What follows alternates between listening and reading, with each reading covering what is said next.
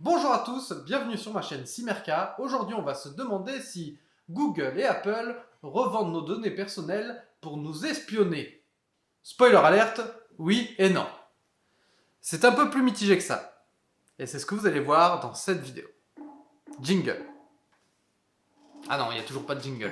Est-ce que Google et Apple revendent nos données personnelles pour nous espionner? Je vais vous répondre assez simplement. Aujourd'hui, lorsque vous naviguez sur Internet, Google, en premier lieu, va recueillir vos recherches. Ils prennent vos recherches, ce que vous avez tapé sur votre clavier dans la barre de recherche Google, et enregistrent les données dans un data center, qui est un centre de données. Dans ce centre de données, il y a les données de millions d'internautes qui transitent et qui vont d'un point A à un point B. Et avec tout ça, Google fait un récap et récupère des tendances.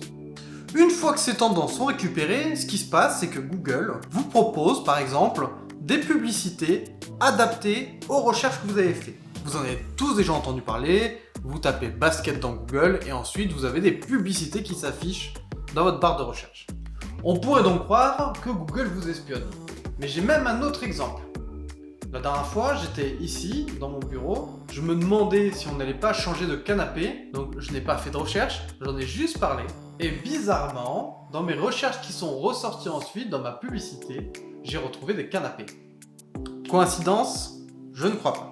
Maintenant, est-ce qu'il y a vraiment quelqu'un derrière un ordinateur de chez Google qui est en train de regarder si je veux acheter un canapé pour me proposer des publicités ciblées? Bien entendu, non.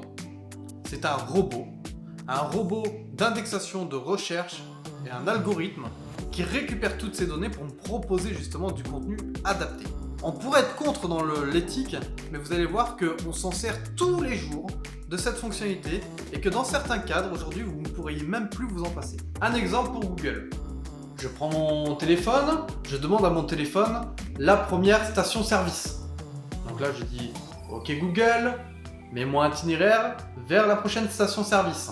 Bordeaux est situé 3 avenue de la Résistance à Lormont, à 11,4 km. Exactement. Donc, comme vous venez de l'entendre peut-être, c'est que Google vient de me donner la station-service la plus proche de chez moi. L'intérêt, également, quand vous cherchez un resto, vous dites « Ok Google, quel est le restaurant le plus proche de chez moi ?» J'ai trouvé quelques établissements de type restaurant pas loin. Le premier est le Petit Chez Moi, situé 46 rue Notre-Dame, Bordeaux. Vous voyez qu'avec ces informations-là, on peut trouver les éléments qui nous intéressent proches de chez nous.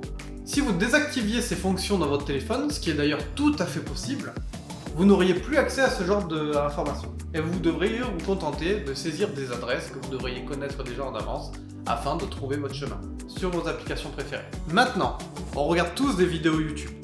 Tous. Je pense aujourd'hui, si vous êtes là, c'est que vous regardez une vidéo YouTube. Lorsque vous tapez sur YouTube vos recherches de style de vidéo, exemple vidéo ménage, vous allez tomber sur un flux de vidéos ménage qui est intéressant. Vous allez regarder 2, 3, 4 et là YouTube récupère ces données et les traite et donc vous disent au bout d'un moment, nous vous recommandons cette vidéo. Et cette vidéo, elle vous est recommandée parce que vous avez cherché auparavant motivation ménage. Et que justement, ces vidéos de ménage, elles sont vos recommandations pour vous permettre d'avoir un contenu personnalisé.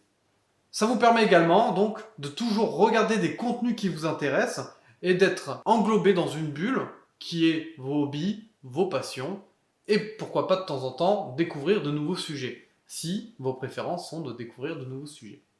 Vous avez bien compris, Google aujourd'hui, dans son exploitation de vos données personnelles, en fait un usage statistique. C'est-à-dire qu'elle va se servir de ces données non pas pour vous espionner, mais pour pouvoir vous fournir du contenu personnalisé, afin de vous rendre addict à leur service.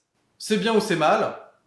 Je vous laisse libre choix. Concernant Apple, notre cher ami Apple communique partout dans le monde entier en disant que les données personnelles de ses clients ne sont pas revendues. Et c'est vrai. Pourquoi c'est vrai?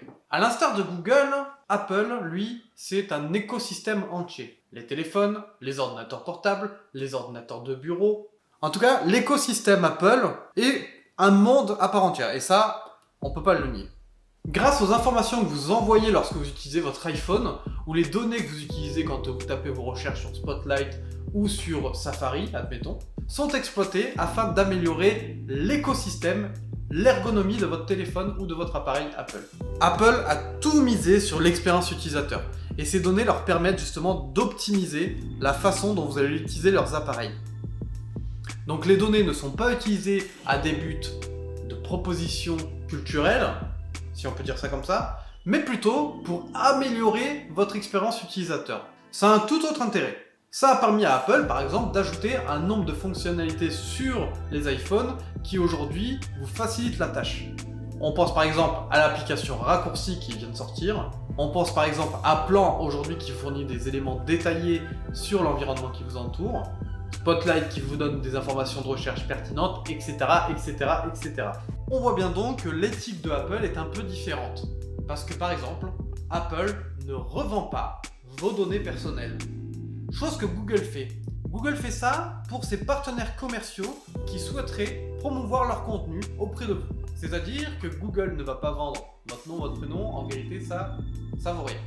Par contre, vos habitudes d'utilisation, ce que vous avez l'habitude d'acheter, les endroits que vous avez l'habitude de visiter et ce genre de données-là vont permettre de vous proposer des produits adaptés à vos envies.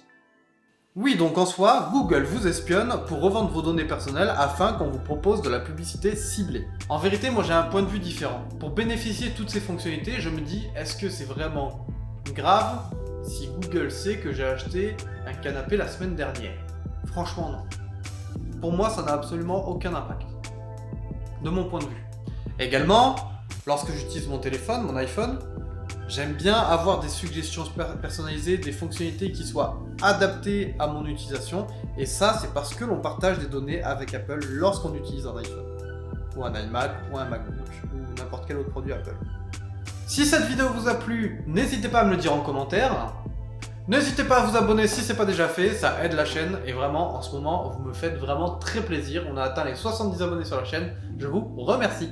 C'était Ayrton de la chaîne Simerca. Je vous dis merci à tous. Salut!